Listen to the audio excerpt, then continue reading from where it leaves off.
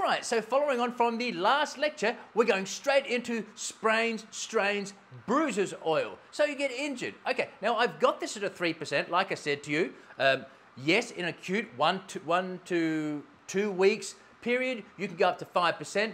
These oils that I've got in front of you are very safe oils. Don't worry if you don't have them, but I've just got these. So helichrysum is a fantastic, fantastic injury oil. It's expensive, that's a problem, but it is very good. So if you've got it, this is a fantastic one.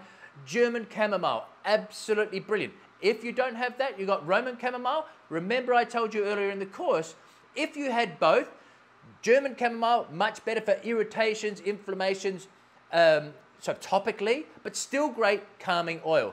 Roman chamomile, better for calming emotionally, but again, still fabulous topical oil. Now, on that, if you had both, I would add both in, especially if there's, the person's upset, really upset, there's an anxiety element, they're injured, they're in pain, and you want to have them calming. Now, these are all calming oils, but I'm just saying, maybe you want to put a drop or two of Roman chamomile to have more of an emotional calming effect as well.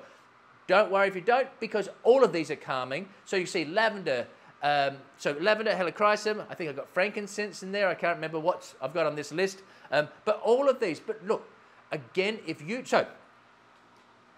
3%, we pop them in here, okay, put your oil in, easy peasy lemon squeezy. Remember, it's oil, so we don't need soluble, we don't need to disperse, they'll disperse in the oils, remember, no problems at oil.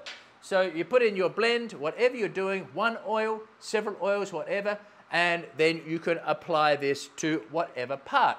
All right, now remember this is 3%, so you could use this, if you used a 3% for an acute injury, you could continue this to 3 to 4 weeks, again, as long as there's nothing getting up, no irritation. So you can use that slightly more long term, up to a month or so. Right, so what you want to do with these is you do not have to stick strictly to this list of essential oils. Obviously, if you don't have them, you don't have to go out and buy them, right?